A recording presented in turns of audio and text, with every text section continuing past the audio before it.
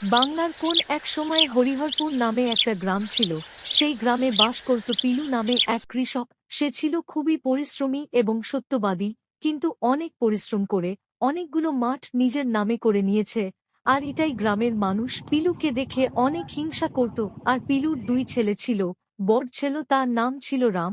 সে ছিল বাবার মতন প্রশামী আর সত্যবাদী। আর পিলুর দ্বিতীয় ছেলে ছিল রাজু। সে ছিল খুবই অলস আর মিথ্যাবাদী। পিলু একদিন তার দুই ছেলেকে দেখো বাবা, আমার তো বয়স হয়ে গেছে, হয়তো আমি আর বেশিদিন বাঁচব না, তাই আমার যতটুকু সম্পদ আছে তোমার দুই ভাইয়ের নামে করে দিয়ে যাব, কিন্তু তার আগে তোমাদের একটা ছোট কাজ করে দিতে হবে।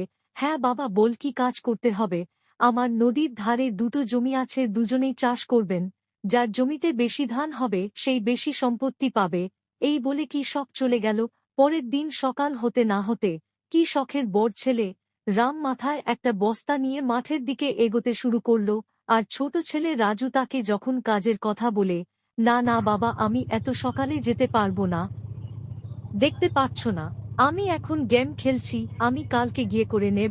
অনেক দিন কেটে যাবার পর রামের ধান সোনালি ফসলে ভরে গেল। আর অন্যদিকে রাজু কোন চাষই করেনি, রাম ধান পেল অনেকগুলো। তারপর বাবা সবাইকে ডেকে বলল, বাবা রাজু, তোমার তো ধানই হয়নি, এর জন্য আমার সমস্ত সম্পত্তি আমায় রামের জন্য করে দেব।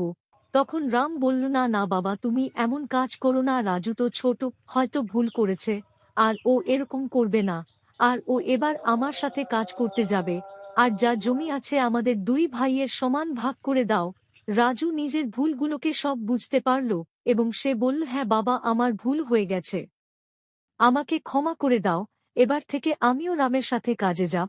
এবার দুজন মিলে মাঠে কাজ করতে লাগলো। তো বন্ধুরা, আমাদের গল্পটি এখানেই শেষ।